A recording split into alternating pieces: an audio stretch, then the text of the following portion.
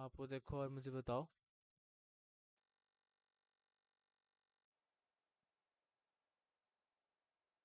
बाकी तैमूर, आप बताओ, प्रैक्टिस कैसी रही? हाँ बॉस, आज प्रैक्टिस नहीं करने का टाइम मिला, कल इंशाल्लाह करूँगा। चलो ज़बरदस्त, कोई इशू नहीं। और बाकी ज़मीर मुज़म्मिल ने तो अपना काम शेयर किया हुआ था। अब वो ग्रास वाली चीज़ भी नहीं देखी तैमूर आपने, वो जो आपको प्रॉब्लम आ रहा था ग्रास में? नहीं, आज असल में मैं आउट ऑफ सिटी था, एक हम्म। प्रोजेक्ट विजिट पे गया हुआ था, तो अभी बस पहुंचा हूँ 15 मिनट पहले। टाइम नहीं ओके। निकला। ठीक ठीक ठीक, ठीक हो गया, ठीक हो गया। चलो सही है। यार मेरे ख्याल से इसको हम ना ही ओपन करें, और मैं आपके लिए कोई और स्पेस ओपन करता हूँ, ताकि हाँ हाँ। हाँ जी रोहमा बताओ। वो जो एल्बिडो वाला था, उसके अंदर मैं जब रिफ्लेक्शन वाले पे करती थी यूज़ एल्बिडो, तो वो गैलरी ओपन कर देता था, लाइक फाइल एक्सप्लोरर खोल देता था कि वहाँ से कोई पिक्चर डालें। फिर I downloaded it, like an image from Google glass वाली, और पता नहीं, it just got lost somewhere, मुझे समझ नहीं आई उसकी किस तरह से वो मैं आपने समझ रहा टेक्सचर हूँ। वो ग्लास का लाए थे आप। मैं समझ रहा हूँ, मैं समझ रहा हूँ। असल में मुझे लग रहा है आप ना उसमें यूजल वीडियो के अंदर जब क्लिक कर रहे थे ना, तो आप एक किसी और जगह पे क्लिक कर रहे थे, वहां पे नहीं क्लिक करना था। मैं बताता हूँ, एक मिनट में फाइल ओपन कर लूँ बस। ओके।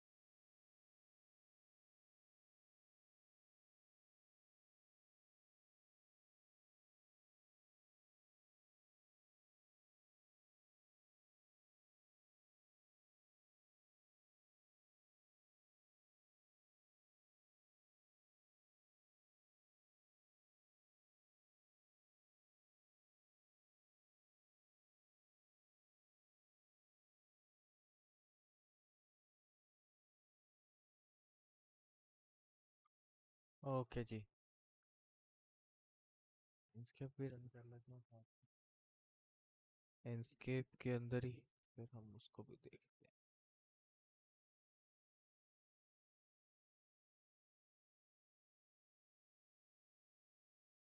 लोड हो रहा है,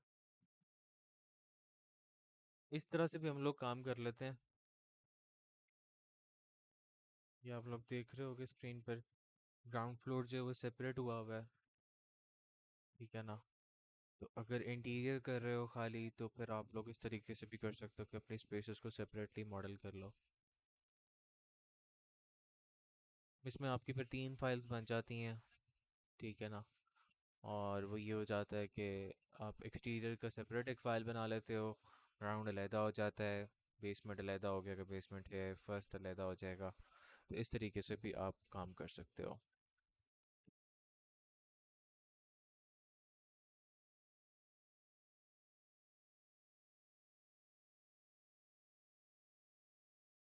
हाँ, चलो मैं इसके रन करता हूँ बाद में। ये जो सेक्शन प्लेन है इसको हम आगे लेके जाते हैं, और अब देखें।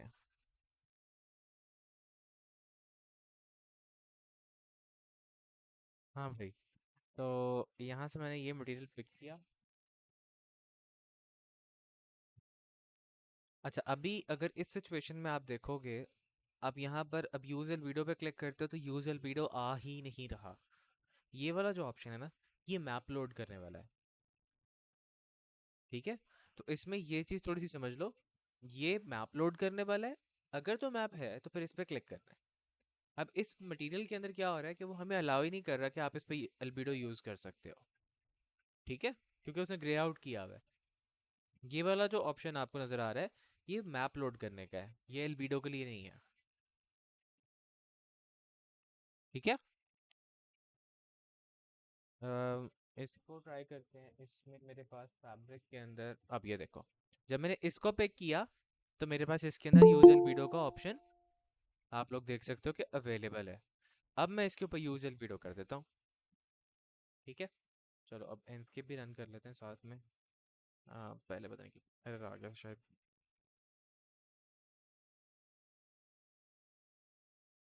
समझ आ गई रोमा आपको बात की? वो जी, देखो, समझ आ गई है। आप पिक वो करोगे ना। बार-बार ओपन हो जाती थी गैलरी हम्म। इसी तरह से।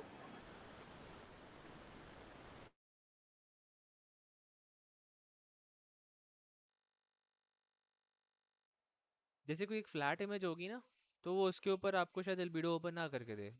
पर जिसके नाम के साथ अगर टेक्सचर लिखा हुआ है इस तरह का कि वो फैब्रिक है, तो वो डेफिनेटली उसके लिए फिर आपको एल्बिडो की ऑफर कर देगा कि आप एल्बिडो यूज कर लो उसके ऊपर, if you don't have the map.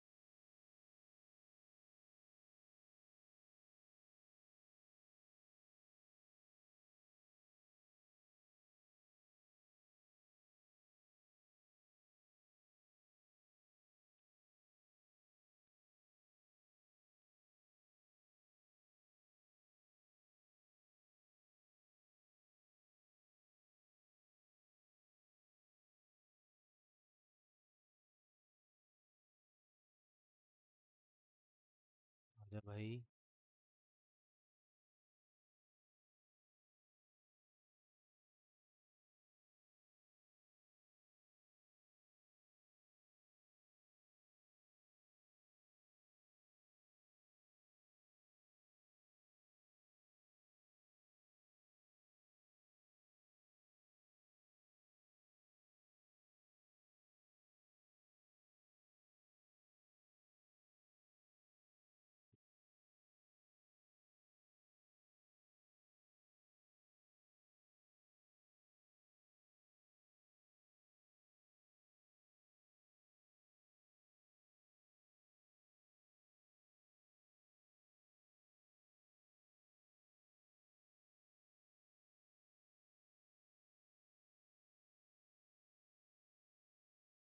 आ गया, 9 हो गया।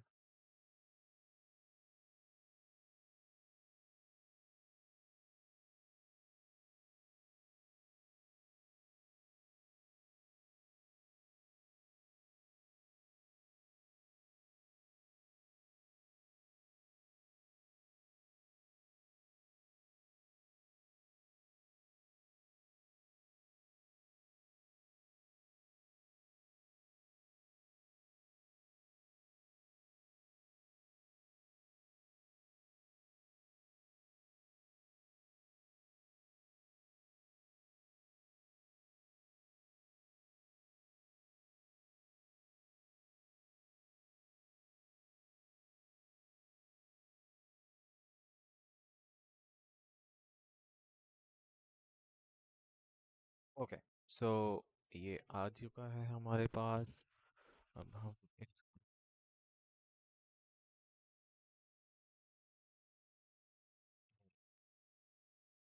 ठीक है जी।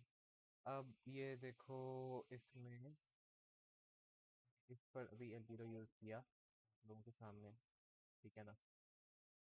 तो इसका मटेरियल ठीक है।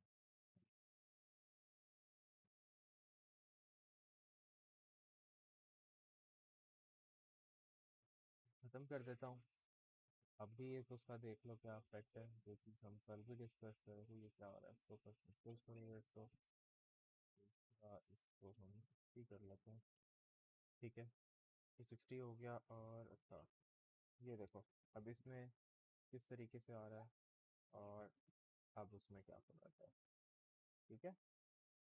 अच्छा अच्छा, अब आज जो हम चीज़ें करने लगे हैं कवर, वो हमारी विजुअल सेटिंग्स हैं, जो कि आप लोगों को यहाँ पर ये वाले इस स्मार्ट में मिल रही होती हैं, ठीक है। अब हम इनको एक्सप्लोर करने लगेंगे कि ये कैसे काम करती हैं। मैंने इसमें सेक्शन प्लेस किया था, सेक्शन जो मार्क होता है आपका, तो अब हम पीछे कर देते हैं वापस।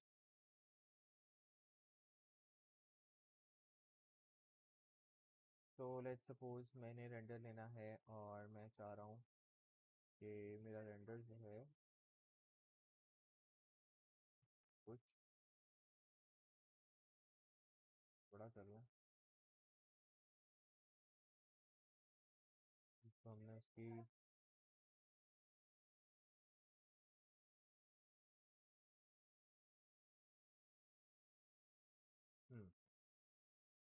ओके, चलो अब इस पे इसको वापस 60 करते हैं। ओके, मेरे ख्याल से हम इसी स्क्रीन के ऊपर अगर रह लगे तो सही है, हमें स्केचअप की तो ज़रूरत नहीं है। ओके, अब यहाँ पर जब आप विजुअल सेटिंग्स को ओपन कर लेते हो तो आपके पास कस्टम प्रीसेट आ रहा है। ये आपके सारे कस्टम प्रीसेट्स हैं, या प्रीसेट्स को जो है वो कस्टमाइज़ कर सकते हो। पर इसी के साथ साथ अगर आप यहाँ पर आते हैं तो यहाँ पर आपको आपको प्रीसेट को सेव करने की, जो आपने कस्टमाइज़ किया हुआ उसको सेव करने का भी ऑप्शन आ जाता है, सेव एज फाइल। प्लस आपके पास कोई प्रीसेट पड़ा हुआ है जिसको आप यूटिलाइज करना चाहते हो तो आप यहाँ पे लोड भी कर सकते हो। और साथ में एक मज़े की बात भी सुन लो, मैं एक और चीज़ दिखाता हूँ आप लोगों को। स्केचअप सीजी टिप्स पे चलते हैं। ये देखना इधर, स्क्रिप्ट्स, इनस्केप सेटिंग्स, ठीक है। तो ये आपको मुख्तलिफ प्रोजेक्ट्स के जो हैं वो प्रीसेट्स भी मिल जाते हैं, आपको सेटिंग्स भी मिल जाती हैं। क्या मतलब? इनस्केप सेटिंग पहले तो आ रही होती थी। हाँ, set of glass materials, presets. या आप इस तरह से भी कर सकते हो ना कि अगर आपने कोई प्रोजेक्ट देखा हुआ है और आपको उसके कलर्स कॉम्बिनेशन आपको लग रहा है कि वही आपने भी यूटिलाइज करने हैं, तो आप उनको किस तरीके से इस्तेमाल कर सकते हो। यार बाय द वे ये बड़ा मजे का बना हुआ है। और ये भी, हाँ नाइस, फीलिंग अच्छी है,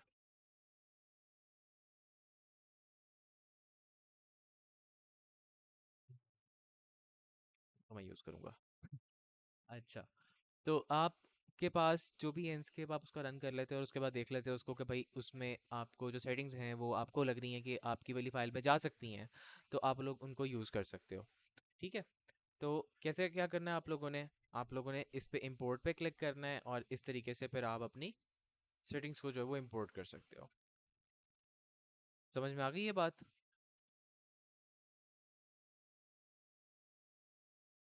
जो मटेरियल लगा हुआ है वो ख़राब हुआ है बेचारा। सर कोई एक सेटिंग आप इंपोर्ट करके उसको अप्लाई करके बता दें जरा। अभी फिर सेटिंग मेरे पास पड़ी भी नहीं है, मैं करता नहीं हूँ ना ये वाला काम। और फिर मुझे एक और फाइल रन करनी पड़नी है, कहते हो तो मैं एक और फाइल रन कर लेता हूँ। कोई भी सिंपल सी फाइल उठा लेना। चलो ऐसे कर लेते हैं कुछ, जैसे किसी को पकड़ लो, इसकी तो फाइल साइज भी अच्छा खासा है। चलो हम इसको साथ में डाउनलोड पे लगा देते हैं, ऐसा करते हैं ये डाउनलोड हो जाएगा, हम फिर इसको बाद में जो है ना वो कर लेंगे, इसी के प्रीसेट्स को लोड कर लेंगे।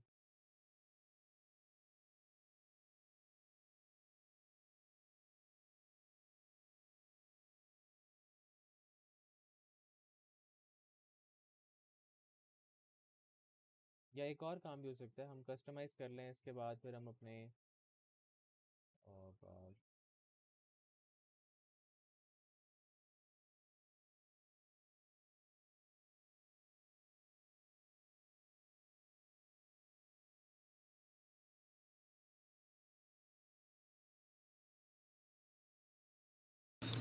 ये वाला टूल एक्सटीरियर के लिए भी यूज होगा? जिधर मर्जी यूज़ करना चाहो कर सकते हो, उसमें कोई लिमिटेशन नहीं है, क्योंकि बेसिकली आपके पास आ रही है, ठीक है ना। चलो, ये हो जाता है डाउनलोड, और उतनी देर तक हम यहाँ पे बाकी चीज़ों को डिस्कस कर लेते हैं। असल में ये विजुअल सेटिंग्स के अंदर एक चीज़ है, ठीक है। So it has nothing to do कि ये एक्सटीरियर में चलेगा या इंटीरियर में नहीं चलेगा, या इंटीरियर में चलेगा तो एक्सटीरियर में नहीं चलेगा, ऐसी इसमें कोई मसले वाली बात ही नहीं है। लेट्स सपोज मैं इसके अंदर जो है वो इसके ऑटो कंट्रास्ट चेंज कर देता हूँ, इसके हाईलाइट्स और शैडोज़ के ऊपर कोई ना कोई छेड़खानी कर दी है मैंने अभी ऐसे, ठीक है ना, इसी तरीके से, और मैं इसको सेव कर देता हूँ, ठीक है। ये मैंने रख दिया कस्टम प्रीसेट आज की डेट से 10/09/2024, ठीक है। ये हो गया सेव। अब मैं क्या करता हूँ, लेट्स सपोज मैंने इसके अंदर दोबारा से इसमें ऑटो कंट्रास्ट पे चेंज कर दिया है, मैं इंपोर्ट करना चाहता हूँ, ये मैं आया इधर और मैंने इसको जो है वो इंपोर्ट कर दिया। अब देखो वो उसने ऑटोमेटिकली वो वाले प्रीसेट्स जो है ना वो इस पर अप्लाई कर दिए। क्लोज एनफ, क्लियर हुआ कि किस तरीके से आपने करनी है। ये देखो यहाँ पे आपका प्रीसेट जो लोड हुआ हुआ वो भी आपको शो कर रहा है, ठीक है ना।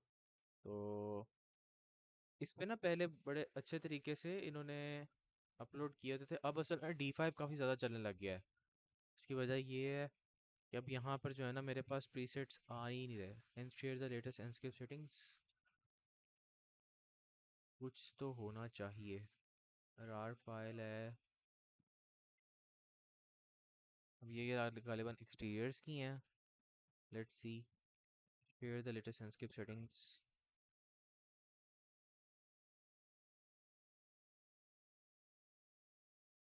पहले काफ़ी सारों के अंदर ना आपको देखने को मिलता था कि वो प्रोजेक्ट्स जो है ना वो D5 अपना एंडस्केप के साथ है, जैसे कि प्लेटफॉर्म लिखा हुआ है ना, इस प्लेटफॉर्म में आगे लिखा होता था स्केचअप 2021 या 2023, और उसके साथ आगे प्लस में लिखा होता था एंडस्केप।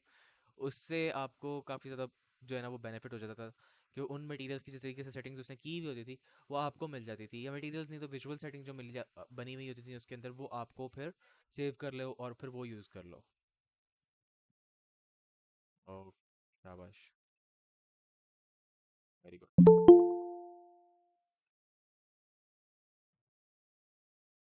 सीन्स में चलते हैं और हम लिविंग रूम देखते हैं, यहाँ पे कोई हमारे अगर इस तरह का भी सीन मिल जाए।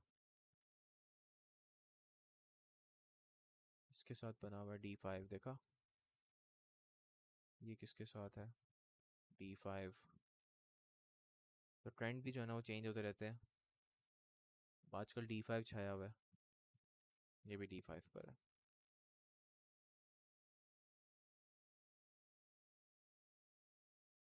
ये देख रहे हो किस तरह का इफेक्ट इसके अंदर आ रहा है, इस रेंडर को देख रहे हो या इसकी विजुअल सेटिंग्स को देख रहे हो, तो ये थोड़ा सा ग्लूमी है, ठीक है ना।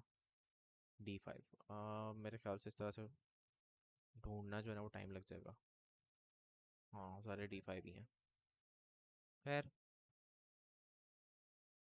आप लोग अपनी बनाते हो तो उनको यूज़ कर सकते हो। अगर कोई प्रोजेक्ट आपको मिल जाता है जिसमें आपकी सेटिंग्स आपको मुनासिब लग रही हैं, आप उनको यूज़ कर सकते हो इसके थ्रू, ठीक है ना, इन प्रीसेट्स के थ्रू। अब मैं लेके आता हूँ आपको मेन वाला टैब पर, ठीक है। मैं इसी के अंदर एडिट करने लगा हूँ 10:9 वाले के अंदर ही। स्टाइल मोड में आपको आ जाते हैं, आप वाइट में जा सकते हो, यानी कि इसके जो मटेरियल्स हैं, आप ये देखना, ये देखें, अभी इसके मटेरियल्स चले गए हैं, ठीक है। अगर आपने इसको यूज़ करना है, ये किस पर्पज़ के लिए यूज़ हो सकता है, ये आपके पास इस तरीके से यूज़ हो सकते हैं कि आपने अगर लेट्स सपोज फोटोशॉप के ऊपर जो पोस्ट प्रोडक्शन करनी है और आपको मैप्स चाहिए, ठीक है ना, डार्कर रीजन्स को, और आपने मटेरियल्स को मास्किंग के तौर पे अप्लाई करना है, ठीक है। तो अगर किसी ने इस चीज़ के ऊपर मास्किंग को यूटिलाइज़ किया हुआ है पहले फोटोशॉप के ऊपर, तो उसको इस बात की समझ आ जाएगी, ठीक है। फिर पॉलीस्टाइलर मिल जाता है आपको एक इसमें। फिर लास्ट में अब ये वाली जो चीज़ आती है ये आपके लाइट व्यू में आ जाता है, ठीक है। ये आपको हेल्प आउट करता है कि कहाँ से आपने जो है वो स्मज टूल या फिर आपने जो बर्न टूल होता है अगर आपने उसको यूज़ करना है और आपने कहीं पे अपने हाइलाइट्स को कंट्रोल करना है किसी रीजन के अंदर। जैसे कि अगर मैं बात करूँ, यहाँ पे मेरे पास लाइट आ रही है, ठीक है, और ये एक ग्लो कर रही है, ज़्यादा चीज़ कर रही है ग्लो, ठीक है ना। तो मैं अगर उसको कंट्रोल करना चाहता हूँ तो मेरे पास अगर ये इसका मैप होगा, तो मैं फोटोशॉप में इसके मैप में इस रीजन के ऊपर आके जो है ना वो अपनी सिलेक्शन कर सकता हूँ। इसी तरीके से अगर ये वाली जगह है और यहाँ पर जो ज़्यादा शार्पन हो रही है और वो इमेज के अंदर बहुत ज़्यादा एक कह लो कि रफ इफेक्ट दे रही है, कि जिसकी वजह से मुझे लग रहा है कि वो रेंडर जो है वो अच्छा नहीं बनेगा, तो मैं क्या कर सकता हूँ कि फिर मैं इस मैप को यूटिलाइज कर सकता हूँ। ठीक है, तो लाइक इसके लिए आपको फोटोशॉप यूट्यूब के ऊपर जो है वो ट्यूटोरियल्स मिल जाएंगे कि how to do the post production, वो आपको मिल जाते हैं वहाँ पर। इसके बाद आपके पास, अच्छा यहाँ से मैं इसके ऑटो कंट्रास्ट को तो ज़रा रीसेट कर दूँ, बहुत ही बुरा लग रहा था। आउटलाइंस की ऑप्शन आ जाती है। आउटलाइंस में आपके पास क्या होता है कि आप लोग जो है वो, ये देखो, पर आउटलाइंस जो है वो बहुत ज़्यादा इंक्रीज़ करने की ज़रूरत नहीं होती। ये आउटलाइंस इंक्रीज़ करके जो है ना अनरियलिस्टिक लगने लग जाता है। So keep it like 5 6 maximum 7। ठीक है ना, इसको बहुत ज़्यादा करने की ज़रूरत नहीं है। ये आपको तभी ज़्यादा ज़रूरत पड़ती है आउटलाइंस को इन्हांस करने की या इंक्रीज़ करने की, कि जब आपके पास कुछ इस तरह के ऑब्जेक्ट्स या कुछ इस तरह के जो है वो इंटीरियर में एलिमेंट्स आ रहे हैं, कि जिनके साथ जो है ना वो आपको लग रहा है कि आपकी जो एजेस हैं वो प्रोमिनेंट नहीं हो पा रहे, तो फिर आप जो है वो आउटलाइंस को जो है वो रेज कर सकते हो। वरना आउटलाइंस को मिनिमम मिनिमम 5 पे रखो और मैक्सिमम मैक्सिमम 7 तक फैक्टर तक लेके जाओ, इससे ऊपर नहीं लेके जाना इसको। ठीक है, इसके बाद आपके पास आ जाती है ऑप्शन कैमरा की। अब कैमरा ऑप्शन आपके पास यहाँ पे पर्सपेक्टिव है, 2 पॉइंट है, ऑर्थोग्राफिक है, ये वही ऑप्शंस हैं जो यहाँ पे भी आपके पास अवेलेबल हैं। यहाँ से आप देख सकते हो कि इन तीनों को आप स्विच कर सकते हो। फिर आ जाती है आपके पास ऑटो एक्सपोजर। ऑटो एक्सपोजर को अगर आप अनचेक कर देते हो तो ये जो इसके अंदर एक्सपोजर सेट हुआ हुआ था वो अब ख़त्म हो चुका हुआ है, और अब मुझे खुद से इस एक्सपोजर को यहाँ से सेट करना पड़ेगा। ठीक है, बाकी ये बाय डिफ़ॉल्ट इस पे होता है। आप ऑटो एक्सपोजर चेक करने के बावजूद भी अपने एक्सपोजर को जो है वो चेंज कर सकते हैं स्पेस के अंदर। ठीक है, रीलोड करने के लिए ऑप्शन आपके पास आ जाती है कि किस तरीके से आपने इसको यहाँ पे लोड करना है। अच्छा, अब मैं इस वाले रेंडर को, यानी कि लेट्स सपोज मैं इस प्रोजेक्ट को रेंडर करने लगा हूँ इसका, ठीक है ना, तो मैं कह रहा हूँ कि मुझे इसके अकॉर्डिंगली इसकी सेटिंग्स करनी है। आपके प्रोजेक्ट के अंदर जो आपको सेटिंग्स रिक्वायर्ड होंगी वो आपके मटेरियल्स, आपकी लाइट स्पेस के अंदर जो आ रही है उसके अकॉर्डिंगली ये चीज़ें डिफाइन होंगी कि आपको कितना एक्सपोजर रिक्वायर्ड है।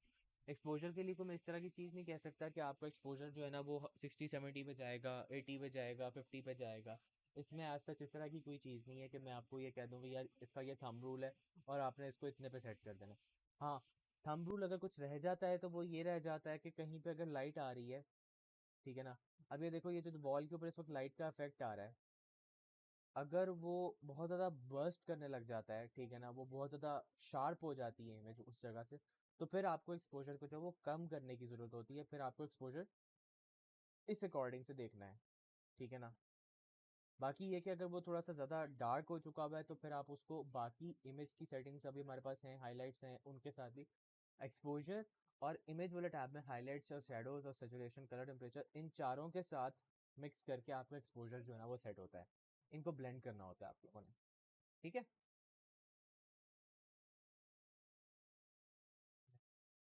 फिर इसका यहाँ से ये रेंडर ले रहा हूँ।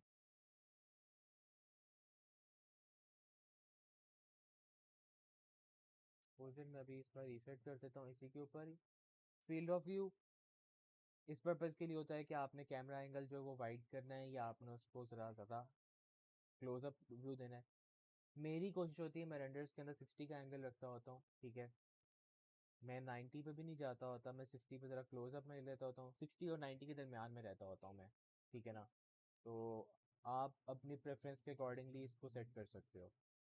फिर आ जाता है आपके पास depth of field. Depth of field किस तरीके से काम करता है? डेप्थ ऑफ फील्ड इस तरीके से काम करता है कि आप एक चीज़ को फोकस में ले आते हैं और दूसरी चीज़ आपकी ब्लर हो जाती है। इसके लिए मैं आपको ले चलता हूँ, किधर लेके जाऊँ, इधर आओ।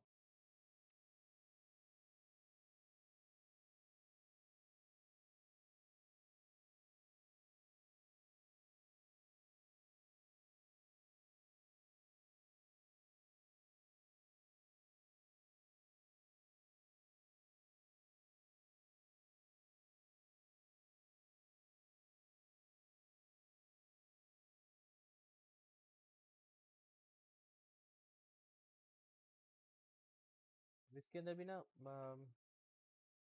माइन्यूट डिटेल्स जो हैं वो बहुत ज़्यादा इन्हांस नहीं हुई। चलो, अब ये देखो, ये देखें।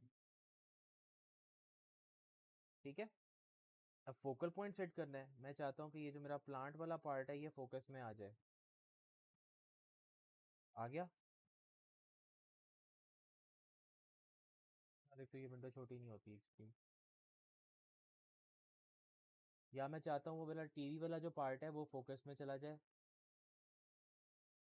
ये लो, डेप्थ ऑफ फील्ड मुझे ज़्यादा लग रहा है, अगर मैं वो कम कर सकता हूँ।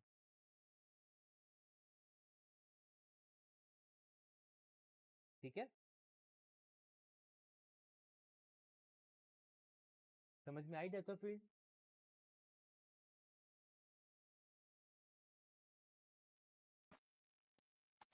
एक दफा फिर से रिपीट कर दूं। मैं क्या देता हूँ।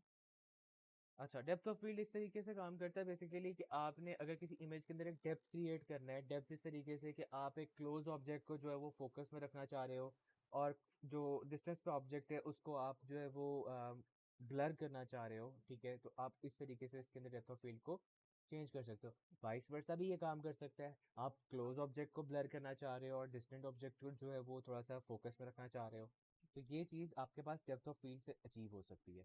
अब इसको यूज़ कैसे करते हो? डेप्थ ऑफ फील्ड पहले थोड़ा सा इंक्रीज करो, ठीक है, 10% इंक्रीज कर दो। फिर उसके बाद फोकल पॉइंट आपके पास, आप उसको मूव करके जिधर भी आपको रिक्वायर्ड है, मुझे जनाब इधर चाहिए अपने प्लांट वाले पार्ट पर, ठीक है, मैं प्लांट वाले पार्ट पर लाता हूँ। ये आ गया मेरा डेप्थ ऑफ फील्ड, ठीक है। इस प्लांट वाले, अब ये देखो इसके जो लीव्स हैं वो थोड़े से मुझे फिर भी प्रोमिनेंट फील हो रहे हैं, जबकि जो पीछे टीवी है और बाकी पार्ट है वो ब्लर नजर आ रहा है।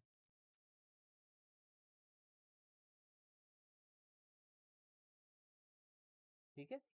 अच्छा, मैं अगर चाहता हूँ कि मैं टीवी वाले पार्ट को कर लूँ, तो फिर मैं क्या करूँगा, मैं अपना फोकल पॉइंट जो है वो मूव कर दूंगा।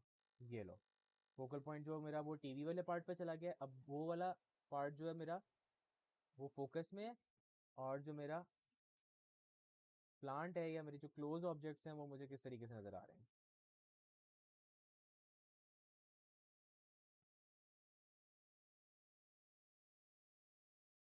समझ में आई ये चीज़? Yes, I got that. I just want to confirm one thing कि once we change the angle तो वो जो depth of field है वो change हो जाएगी, like बिल्कुल, खत्म हो जाएगी, नहीं or ख़त्म it नहीं will stay होती, the same. खत्म नहीं होती, बेसिकली वो ये होता है कि फिर जो एंगल होता है वो कैमरे के अकॉर्डिंगली चेंज हो जाता है। यानी कि अब अगर मैं फोकल पॉइंट को मूव करूँ, ये देखो ये इधर से जा रहा है स्ट्रेट, ठीक है, अब अगर मैं इसको यहाँ पे कर देता हूँ तो वो यहाँ इसके अकॉर्डिंगली जाएगा, ठीक है। सो जिधर भी कैमरा की पोजीशन होगी वो उसके अकॉर्डिंगली काम करेगा।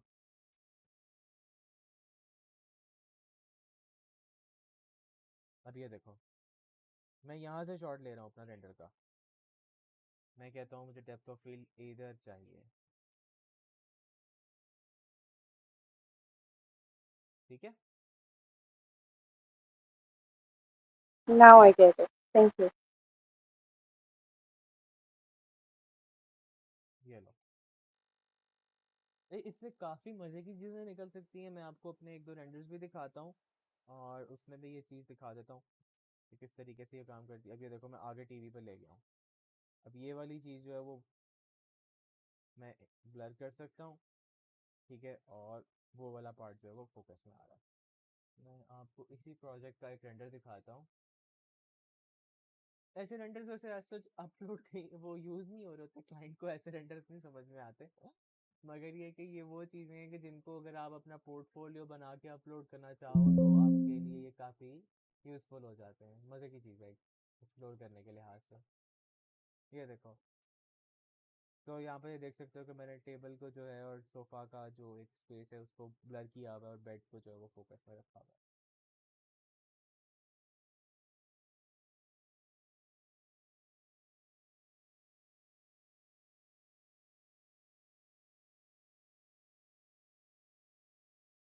मैंने भी एक दो दफ़ा इसके साथ पंगा किया था, एमी खाम खाम है, हालांकि ज़रूरत कुछ नहीं होती है इसकी, ये एज सच कोई बहुत एसेंशियल चीज़ नहीं है डेप्थ ऑफ फील्ड, ठीक है ना। अच्छा, लास्ट पर आपके पास मेन में जो चीज़ आ जाती है वो क्या आती है आपकी रेंडर क्वालिटी। अब रेंडर क्वालिटी जो है वो किस चीज़ पे बेस कर रही है आपकी, इस वक्त जो आप स्क्रीन पे अपनी देख रहे हो ये सारे का सारा ये रेंडर्ड स्पेस है, ठीक है ना। अब इसका जो ये रेंडर इस वक्त आ रहा है इसको आप हाई पे लेके जा सकते हो, इसको आप मीडियम पे लेके जा सकते हो, आप इसको ड्राफ्ट पे लेके जा सकते हो। देख रहे हो किस तरह से इमेज क्वालिटी जो है वो लो हो चुकी थी, उसमें लाइट का जो इफेक्ट है वो काफ़ी बदल चुका हुआ है, ठीक है। तो ये इसमें इस तरीके से काम करता है। आपका जो फाइनल रेंडर भी होगा वो यहाँ से होने वाली जो सेटिंग्स हैं आपकी, उनके ऊपर डिपेंड करता है कि आप उसको किस क्वालिटी में जो है वो प्रोड्यूस करने लगे हो।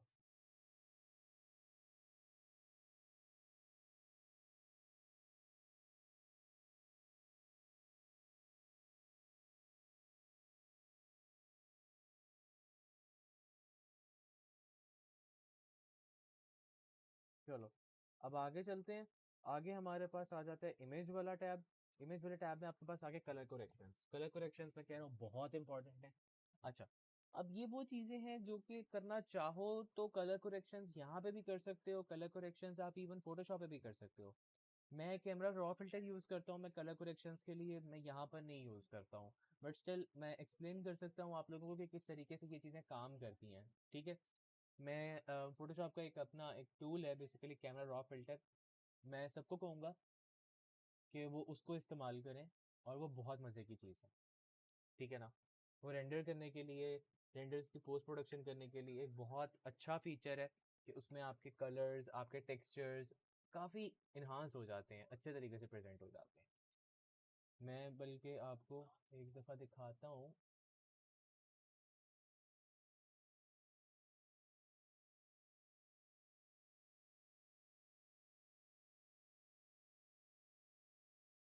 ये भी याद नहीं है मतलब कहाँ कहाँ रखते हैं। अगर तो कह लो कि क्लाइंट ज़्यादा तंग कर रहा था, फिर ना करो ये काम। ठीक है ना। टू थ्री फोर, हाँ ये देखो। अब ये एक रेंडर है, ये एंडस्केप से ही हुआ हुआ है। ठीक है, ये एंडस्केप के डायरेक्ट रेंडर निकला हुआ है। ठीक है, इसके अंदर वो वाली चीज़ नहीं हुई भी अभी, फोटोशॉप वाली। ये देखो, सेम रेंडर पर कलर्स आप देख सकते हो। ठीक है, फिर ये वाला देखो, ये एंडस्केप के साथ निकला हुआ है। वो मैं जब हाईलाइट्स की बात कर रहा हूँ, ये देख रहे हो लाइट किस तरीके से आ रही है, यहाँ पर देख रहे हो। अब इसको कंट्रोल करना है कैसे, ऐसे। समझ आइए बात की, पोस्ट प्रोडक्शन की इंपॉर्टेंस समझ में आई है आप लोगों को।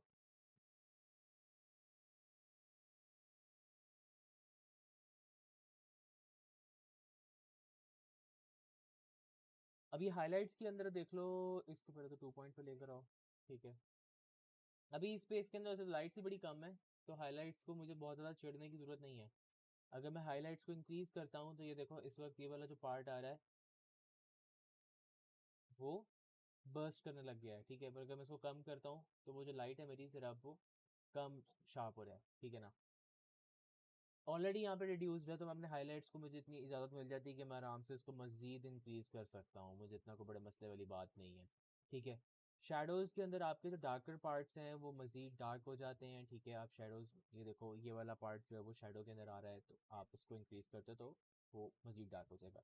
शेडोज़ को इंक्रीज़ और डिक्रीज़ करने के मामले में इस चीज़ पर डिपेंड करता है कि अगर आप तो लाइटर टोन्स यूज़ कर रहे हो तो फिर आपको थोड़े से शेडोज़ आपको इंक्रीज़ करने पड़ते हैं। मगर अगर आपके पास जो है, जैसे मेरे पास ये वाला वॉल्यूम डार्क में है, ये वाला पार्ट डार्क में है, तो अब मैं अगर इंक्रीज़ करूँगा तो फिर ये ज़्यादा ख़राब हो जाएगी चीज़। ठीक है, तो उसको इस तरीके से सेट करो कि आपको उनकी जो अपीयरेंस है वो ख़राब होती नज़र ना आ रही हो।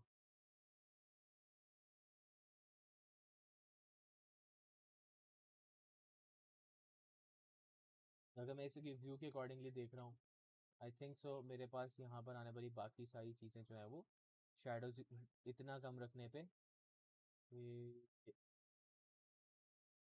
ये देखो, यानी मैं अगर 2 से ऑनवर्ड्स उसको लेके जाना शुरू करता हूँ तो मेरे जो डार्कर पार्ट्स हैं वो बहुत ज़्यादा ब्लैक हो जाते हैं। सो मुझे इसको कम ही रखना है। ठीक है ना, और कम में भी अगर मैं बहुत ज़्यादा कम करता हूँ तो क्या फ़र्क पड़ता है, और अगर मैं मिडवे में रखता हूँ, ठीक है, तो क्या फ़र्क आता है। आप इसको, इस चीज़ को अंडरस्टैंड करने के लिए मैं ये सजेस्ट करूँगा आप लोगों को कि मैंने जब इस चीज़ को समझना शुरू किया था कि कलर करेक्शन होती किस तरीके से, तो इस तरीके से करो कि इस जो वैल्यूज सेट करने वाला जो आपके पास एक ये पॉइंट है जिससे आप इसको मूव करके तो फिर सेटिंग कर सकते हो। इसको कंप्लीट ऑब्जर्व करो, रिड्यूस करके भी और मैक्सिमाइज करके भी, और उसको देखो कि किधर जाके वो आपको इमेज के अंदर कुछ एक प्रॉपर उसकी एक फील दे रहा है, ठीक है ना। मेरे ख्याल से मुझे जो है वो 60 के ऊपर -60 के ऊपर ये सूटेबल लग रहा है। मैं इसको इसके साथ जो है वो सेटिंग के साथ रेंडर कर सकता हूँ, ठीक है। हाईलाइट्स को चेक कर लेते हैं। हाईलाइट्स ज़्यादा करने पे भी कुछ खास अच्छा ही मेरे ख्याल से फ़र्क पड़ रहा है, कम करने पे ज़रा डल हो जाता है। अब ये बेहतर है। साथ में मैं अब एक्सपोजर को भी देख लेता हूँ। Exposure I think so increase करता हूँ और हाईलाइट्स को कम करता हूँ।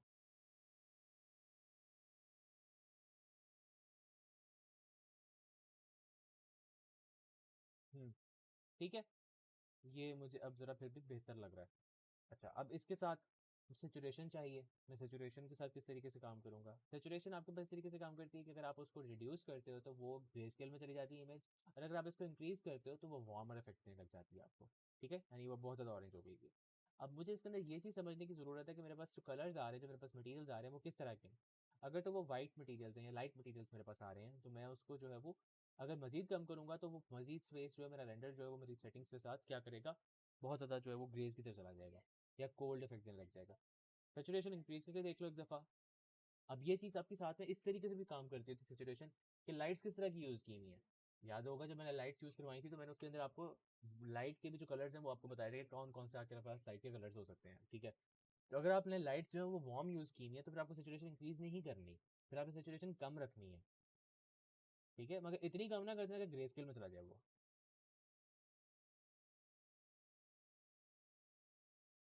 आई थिंक सो इधर ना, ये देखो ये बाय डिफ़ॉल्ट है, और ये यहाँ पर कुछ सही है इतना, ठीक है ना। अब कलर टेम्परेचर की बात करते हैं। कलर टेम्परेचर भी इसी तरीके से काम करेगा, जितना उसको इंक्रीज करोगे वो कोल्ड कूल इफेक्ट की तरफ चला जाएगा, कम करोगे वो वार्मर की तरफ चला जाएगा, ठीक है। इस तरीके से भी काम कर सकते हो कि सेचुरेशन इंक्रीज करके एक दफ़ा देखो और फिर कलर टेम्परेचर को जो वो वार्म की तरफ लेके जाओ, आपको एक कंपैरिजन मिल जाएगा। So it's not like this, once again मैं मेंशन कर रहा हूँ इस चीज़ को, इट्स नॉट लाइक दिस कि मैं आपको ये कह दूँ कि यार इसको 118 पे रख दो, उसको 70 पे रख दो, इसको 30 पे रख दो, इसको 16 पे रख दो। It's never like this. It always varies according two colours, materials and textures, कि जिस तरीके से आपको अपना इमेज जो है वो एक अच्छा रेंडर दे जाए फिर आपको। समझ रहे हो मेरी बात को?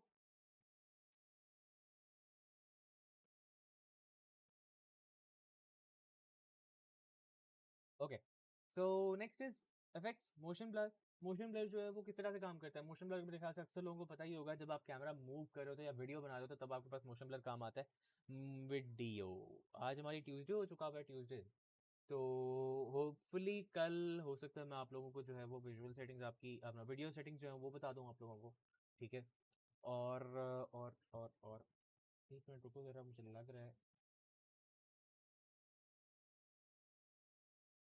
अब इंटीरियर देख रहे हैं आज की क्लास में हम अपनी सेटिंग्स को, ठीक है ना। कल की क्लास में मेरे ख्याल से मैं आप लोगों को जो एक्सटीरियर में ले जाऊंगा, ठीक है। यही सारी सेटिंग्स में दोबारा रिपीट करूंगा एक्सटीरियर के रिस्पेक्टिवली, ठीक है।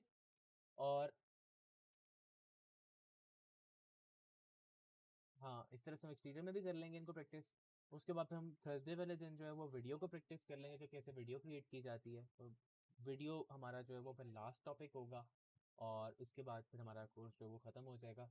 तो अगर आप लोग एक प्रेजेंटेशन रखना चाहते हो मंडे वाले दिन, नेक्स्ट कमिंग मंडे को, आप अपने काम को कुछ प्रेजेंट करना चाहते हो तो मुझे फिर आप थर्सडे तक बता देना, ठीक है। कि अगर काम हो सकता है, पॉसिबल है आप लोगों से, तो फिर हम उसकी प्रेजेंटेशन छोटी सी कर लेंगे, ठीक है। मैंडेटरी नहीं है वो चीज़।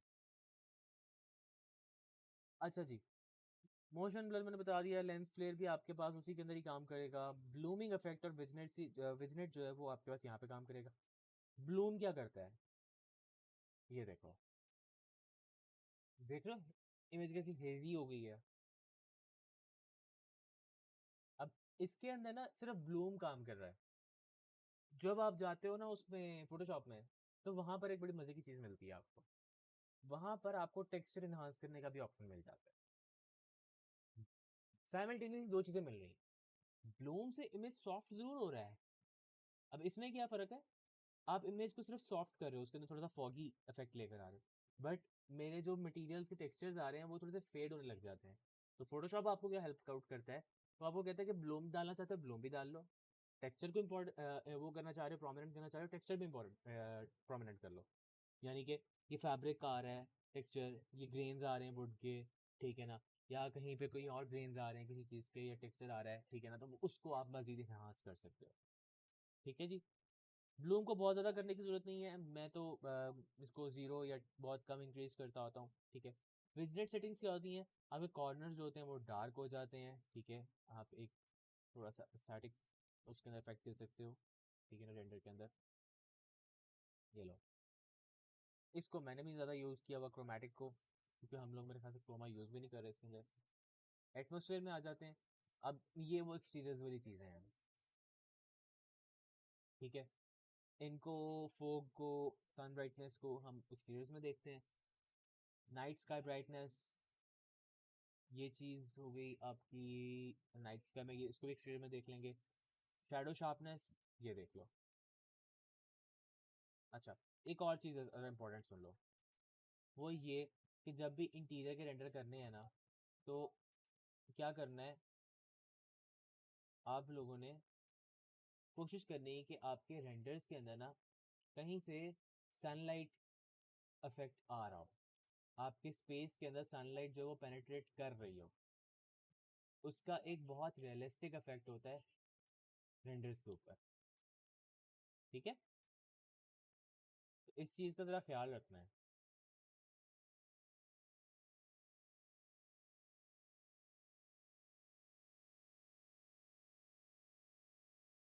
अब ये देखो, जो शैडो शार्पनेस में दिखाना चाह रहा हूँ, वो आपको ये चीज़ है बेसिकली। आप शैडो शार्प करूँगा, वो देखो, समझे। मैं शैडो को कम कर दूंगा, शैडो इस तरीके से आने लग गया। समझ आइए शैडो शार्पनेस की। एक मिनट काम करते हैं ना भाई। हाँ, क्लाउड्स भी इतने सारे गले में।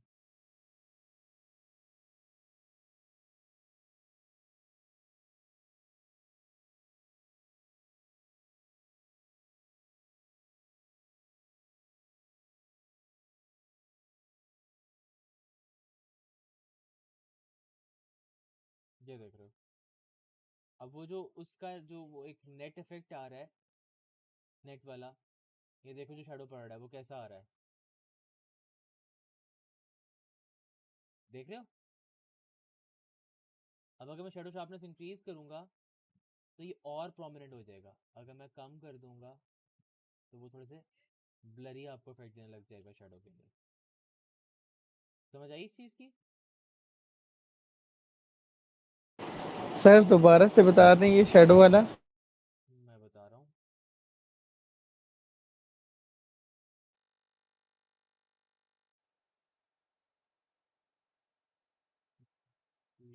अगर बता दूँ,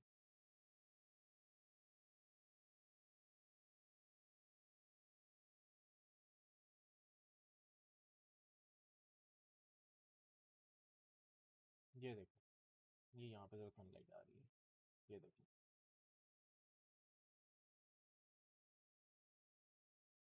शैडो शार्पनेस इंक्रीज कर रहा हूँ, वो देखो, शैडो के जो एजेस हैं वो कितने प्रोमिनेंट हो गए हैं। मैं कम करूँगा, समझ आई। तो शैडो शार्पनेस हमेशा हमारे रेंडर्स के अंदर ज़रूरी नहीं है आपको बहुत शार्प एजेस चाहिए।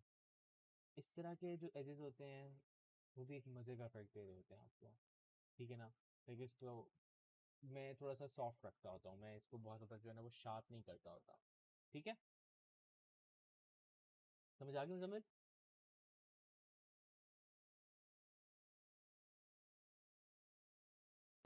जी सर आज चलो ठीक हो गया। अब दूसरी चीज़ आ गई हमारे पास आगे, ये कि हम लोग अपनी इसके अंदर आर्टिफिशियल लाइट की जो ब्राइटनेस है उसको आप लोग इन्हांस कर सकते हो। ठीक है, ये देखो,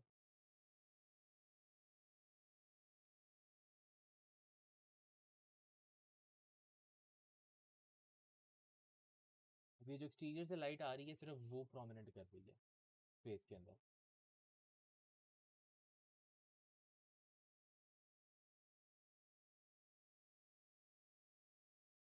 ठीक है, आर्टिफिशियल लाइट को भी कंट्रोल करना है। इस तरह नहीं करना कि इतना ज़्यादा धमाकेदार किस्म की लाइट लगा दो और वो लगे कि जैसे ना मतलब बहुत ही ज़्यादा फट उसमें लाइट ज़्यादा हो गई है। इस तरह की लाइट नहीं लगानी, ठीक है ना। आर्टिफिशियल लाइट यानी कि एक दफ़ा तो लाइट आपने वहाँ से अपने जब लाइट के क्या कहते हैं उसको लुमिनोसिटी जो कंट्रोल कर रहे थे, लाइट के जो लक्स कंट्रोल कर रहे थे, वहाँ से भी कर सकते हो।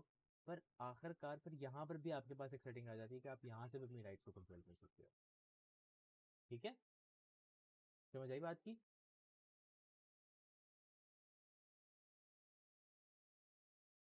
फिर आपके पास आ जाती है एम्बियंट ब्राइटनेस।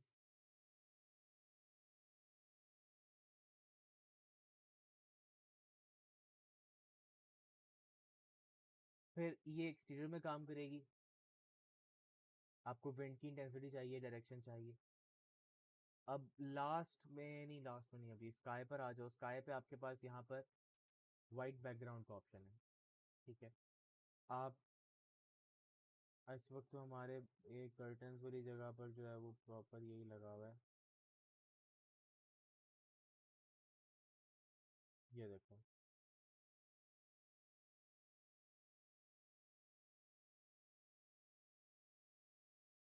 ये देख रहे हो। उसमें क्या हुआ कि हमने उसके अंदर उसको वाइट बैकग्राउंड दे दिया था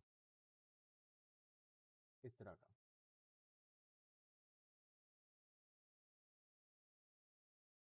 अगर आपको इन्वायरमेंट चाहिए, आप बाहर किसी किस्म की कोई चीज़ शो करना चाहते हो तो वो भी आप इसमें शो कर सकते हो।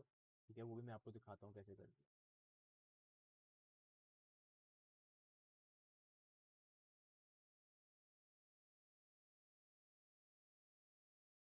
वाइट बैकग्राउंड अनचेक करता हूँ। यहाँ पे देखो क्लियर ऑप्शन आपके पास आती है। क्लियर में ये है कि इस वक्त क्या होता है, मैं एक काम करता हूँ बल्कि और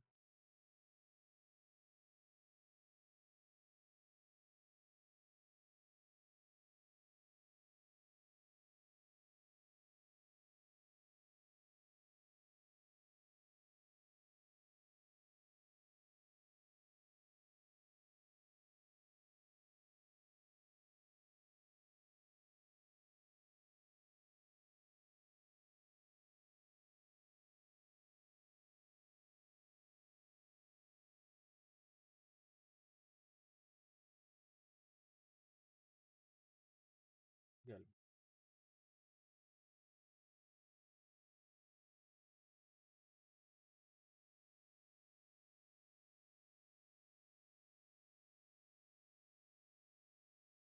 ठीक है, अब बाहर मुझे किस तरह का एक इन्वायरमेंट देखने को मिल रहा है। आप अगर इसको वाइट बैकग्राउंड कर दोगे तो ये इस तरीके से होने लग जाएगा आपको। अब मेरे पास कर्टन नहीं है तो मुझे अपनी शेडो शार्पनेस को या सन की जो ब्राइटनेस है उसको कम करने की ज़रूरत है।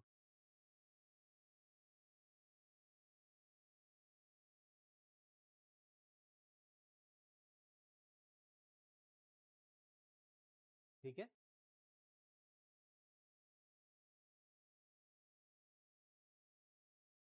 फिर इसके बाद अगर वाइट बैकग्राउंड नहीं रखते हो, अब इस वक्त ये अर्बन था, आप क्लियर बॉक्स में भी जा सकते हो। स्काई बॉक्स में आपको एक्सटीरियर में बताऊंगा स्काई बॉक्स कैसे काम करता है। बल्कि इधर भी सुन लो, ये बता देता हूँ। हाँ बताओ रोमा। क्या हम इसके अंदर सनसेट डाल सकते हैं? बिल्कुल डाल सकते हैं, मुझे वही बात करने लगा। इधर आ जाओ पोली हेवन पर, इसमें आ जाओ HDR आइज। ये देखो, ठीक है, सनसेट में चले जाते हैं और मैं कहता हूँ जी मुझे जो है ना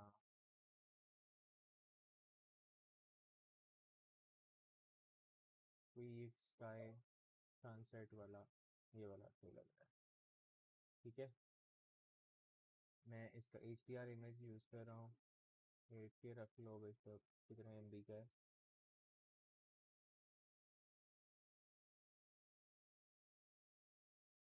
बोलो,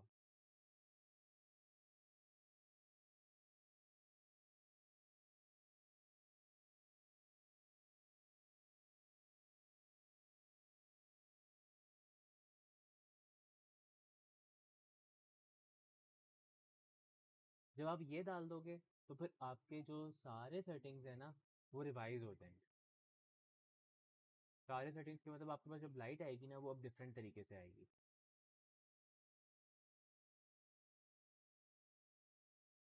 तो मैं दिखाता हूँ आपको। और इसको लोड कैसे करना है हमने, अभी आपने देखा वहाँ पर एक चीज़ आ रही थी हमारे पास, कहाँ गया ये, इधर इधर एक ये देखो फॉरेस्ट आ रहा है। ऊपर जाके दिखाता हूँ छत पे। अब देखो ये फॉरेस्ट आ रहा है, ठीक है, ये माउंटेन्स आ गए, ये कंस्ट्रक्शन साइट आ गई, अर्बन आ गया, टाउन आ गया, वाइट क्यूब्स आ जाते हैं, वाइट ग्राउंड आ जाता है। ठीक है, तो ये आपके पास यहाँ पे काफ़ी ऑप्शन है। आपने इमेज लोड करना है तो फिर आप स्काई बॉक्स में जाओगे, ठीक है, जैसे अभी ये वाला है, इमेज हो गया लोड, मेरे पास डाउनलोड हो गया। अब मैं इसके बात पे क्लिक करता हूँ और फोल्डर कहाँ है, क्या नाम था उसका, गॉल्फ कोर्स सनराइज, लो जी, इधर लो, ये रहा।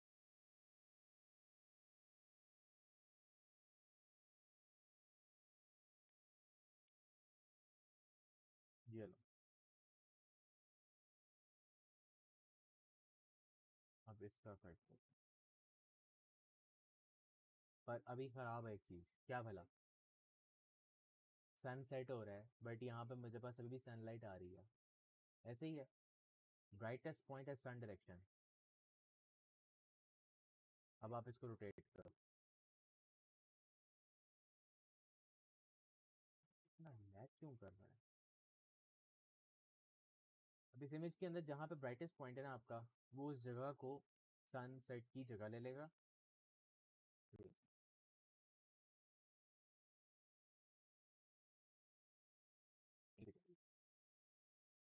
विंडो इधर है,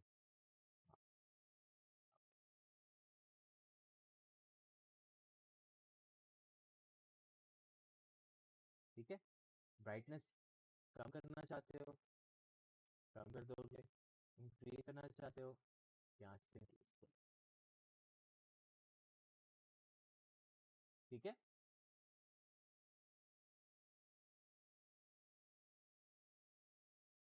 समझ आई ये चीज़।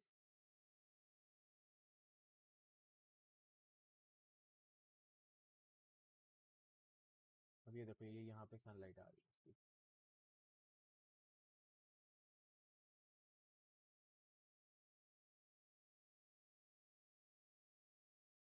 अब आपका ना एक और बात सुनो जरा,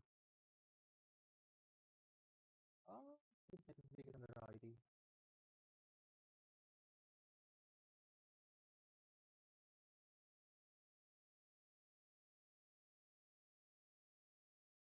आई थिंक मेरे पीसी के साथ कोई मसला हो रहा है, मुझे ना इसको ठीक करवाना पड़ेगा कुछ, विंडोज़ का कुछ चक्कर है, ये तंग करता है।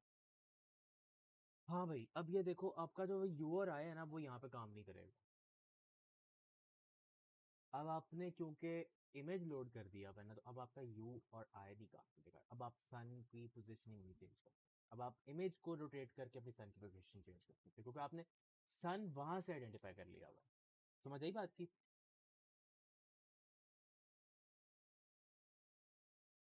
ये चीज समझ में आ रही है।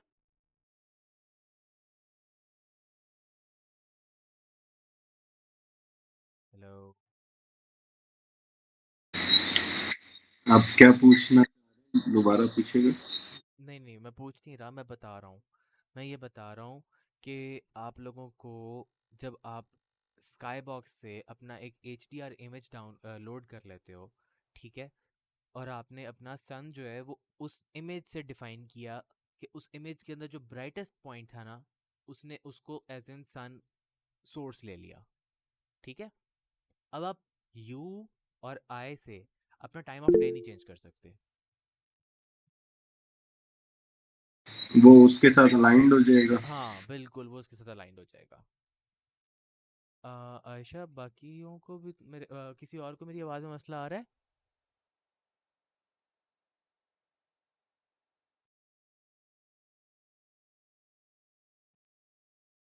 एक तो ये नेट जो है ना आजकल सबको ही तंग कर रहा है।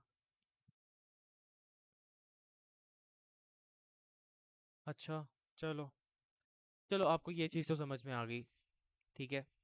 अब इसके अकॉर्डिंगली आप अपना मज़ीद चेंज करना चाहते हो, शेडो शार्पनेस, कलर टेम्परेचर, वो फिर अब आप इसके अकॉर्डिंगली करोगे, ठीक है।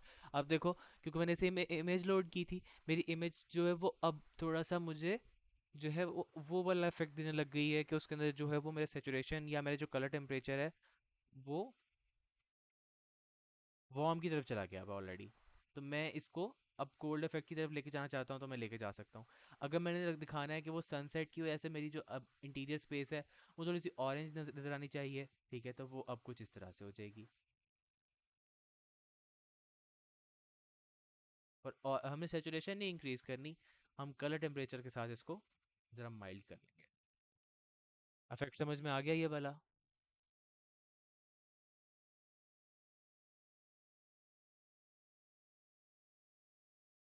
अब मैं स्काई बॉक्स को ऑफ कर रहा हूँ, ठीक है, बल्कि अभी ऑफ नहीं करते, वो आपको फिर एक्सटीरियर में समझा दूंगा वो वाली चीज़, क्योंकि ये देखो ना, इसमें अगर मैं क्लियर करता हूँ तो स्काई में क्लाउड्स की है वो चीज़ें, तो वो हम जब एक्सटीरियर में जाएंगे ना कल, तो फिर मैं आपको कल उसमें बता दूंगा। नेक्स्ट आ जाता है आपके पास आउटपुट। आउटपुट में आपके पास रेजोल्यूशन है। रेजोल्यूशन आप लोगों ने क्या किया कि आपको इमेज का जो साइज़ है वो कितना रखना है, ठीक है। इसको हम वापस स्काई बॉक्स पे ले आते हैं, आउटपुट की बात करते हैं। तो आउटपुट मेरा फुल एच डी पे है, अल्ट्रा एच डी पे है, क्या साइज़ रखना है, ठीक है। अगर आपने कुछ इस तरह के इमेजेस निकालने हैं, मैं आपको दिखा देता हूँ। लेट्स सपोज ये देखो, अब ये पोर्ट्रेट में रेंडर्स निकाले हुए हैं, ठीक है, ये पोर्ट्रेट में निकाला हुआ है। फिर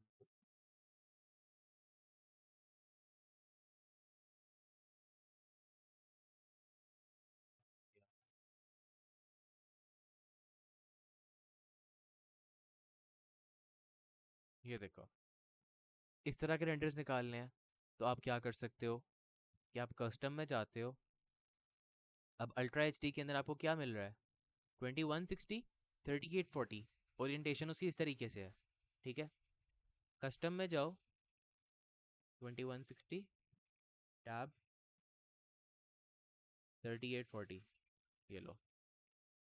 पर डेफिनेटली उसकी वजह से फील्ड ऑफ व्यू पे फ़र्क पड़ेगा,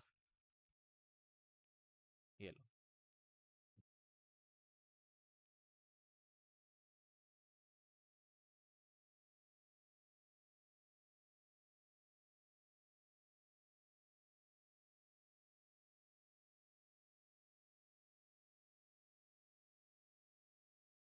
ठीक है, समझ में आई ये चीज़? अभी हर जगह पे नहीं चलते होते इस तरह की चीज़ें देखना पड़ता है कि आपको ये इस तरह का रेंडर कहाँ पे रिक्वायर्ड है।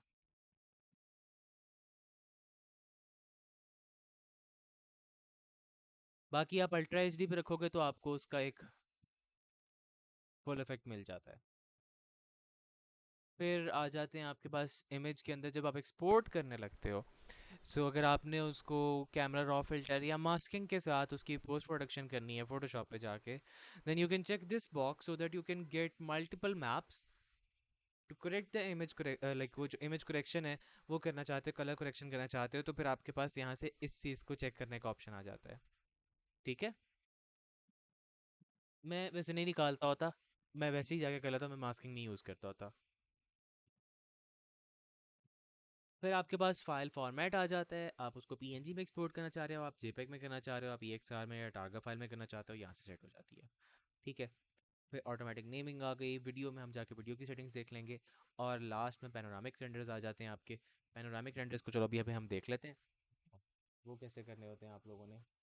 पैनोरामिक के अंदर एक बात देख लेना गौर से भाई, मेरा पीसी अल्हम्दुलिल्लाह अल्हम्दुलिल्लाह अच्छा खासा तकड़ा है, मगर फिर भी हाई पे इसकी भी बस हो जाती है, ठीक है। तो हाई पे ना करना मैं मना करूँगा।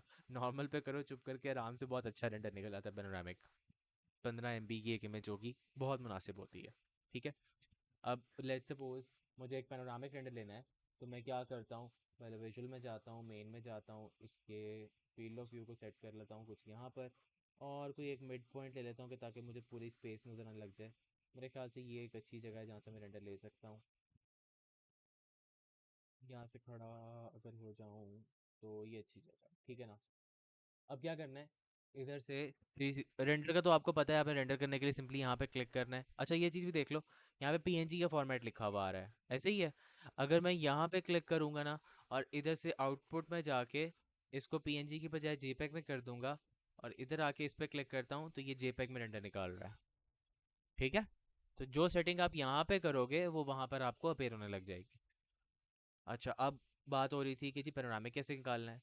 क्या कर लोगे, 360 पे सिंपल क्लिक करना है, और ये 360 निकालना शुरू कर देगा, एक्सपोर्टिंग पैनोरामिक।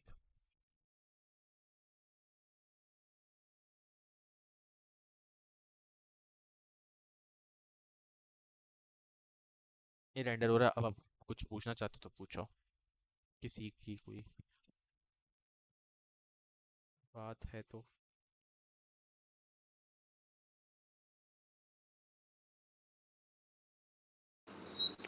इसमें हमने कैमरा लगाना सीखा था पहले, हम्म। तो क्या कोई फर्क है कि कैमरा के आंख से जो रेंडर निकले वो बेहतर है, या जैसे अभी हम कहीं पे भी खड़े होके अपना इमेज सेट करते हैं स्क्रीन पे और उसको एक्सपोर्ट कर लें, कोई डिफरेंस है इनमें या नहीं होता कोई खास? मैं समझ गया। अच्छा अब देखो मेरी बात सुनो, कहीं से भी खड़े होकर कर लेते हो, वो भी एक कैमरा की तरह ही बात आ जाती है। ठीक है, दो अगर आप अपना व्यू क्रिएट करना चाहते हो तो आप अपना व्यूज़ भी क्रिएट कर सकते हो। मैं व्यूज़ नहीं क्रिएट करता। व्यूज़ क्रिएट करने में ये हो जाता है आपको, चलो ये एक हो जाता है कि आपके पास वो जगह या वो प्लेसमेंट जो है ना वो लॉक हो जाती है। आपने अगर वहाँ पे उसी पोजीशन के ऊपर किसी किस्म का कोई एडिट कर दिया हुआ है, यानी कि मैंने मीडिया वॉल के एक कॉर्नर से जो है ना एक ऐसा रेंडर लिया कि मीडिया वॉल में नज़र आ रही थी। ठीक है, अब मैं दोबारा रेंडर मैंने मीडिया वॉल में थोड़ा सा चेंज करवा दिया मेरे क्लाइंट ने मुझसे। अब मैं चाह रहा हूँ मैं वहीं से रेंडर ले लूँ जहाँ से पिछला लिया था। अगर मैं फ्रीली प्लेस किया था रेंडर, रेंडर किया था प्रोड्यूस, तो मुझे शायद वो वाला एंगल ना मिल सके, क्योंकि मैंने हाइट भी चेंज की हो सकती है, मेरे पास 100 चीज़ें हो सकती हैं चेंज करने वाली। तो वो डिफरेंस हो सकता है क्रिएट। बट अगर मैंने एक व्यू क्रिएट किया हुआ होगा तो फिर मुझे मसला नहीं होगा। मैं सिंपली उसी व्यू पे जाऊँगा, और वो जो एडिट होगा, जो अपडेट अपडेट हुआ हुआ होगा उसके अंदर, वो ऑटोमेटिकली अपेयर हो जाएगा उसके अंदर। ठीक हो गया वो, आपकी बात ठीक है, वो डायरेक्शन और उसकी जो हम्म। लास्ट व्यू के अकॉर्डिंगली है कि आप वो प्रीवियस वन जो है सेम इमेज को बिल्कुल। आप चेंज कर रहे हैं, कोई भी डिजाइन एलिमेंट चेंज कर रहे हैं। हाँ। कोई क्वालिटी में कोई डिफरेंस है, कोई पिक्सेल्स में या नो और नो चीज? No no, not at all. बस यही पूछना।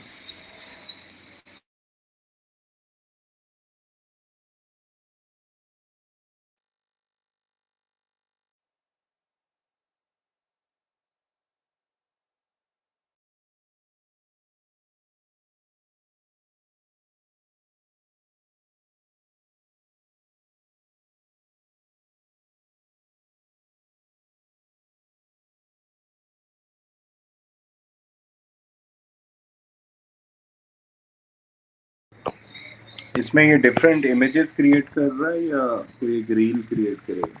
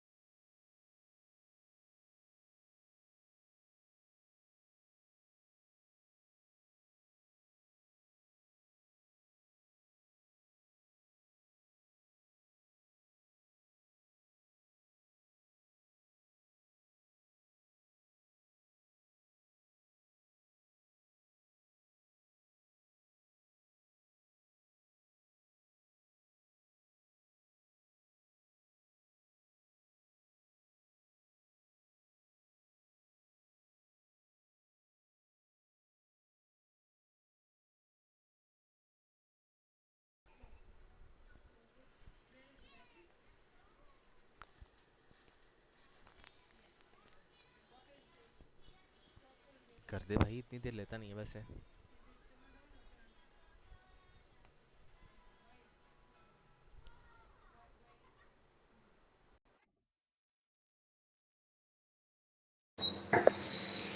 अगर ये हमारा लास्ट टॉपिक है तो ये जब डाउनलोड हो जाता है तो आप बेशक ग्रुप में शेयर कर दीजिएगा।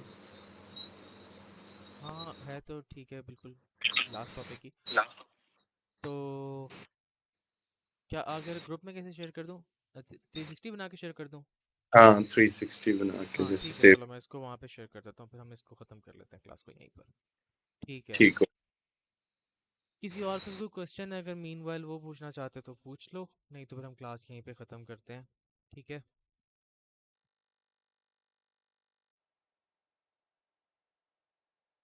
Okay, so thank you so much.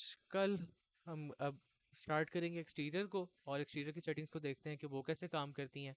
और मैंने मोस्टली आपको सेटिंग्स तो बता ही दी हुई हैं हमारी अपनी जो विजुअल सेटिंग्स में आती हैं। ठीक है। सीन्स जो एंडस्केप के क्रिएट किए जाते हैं वो कैसे किए जाते हैं वो अब हम कल देख लेते हैं, ठीक है ना।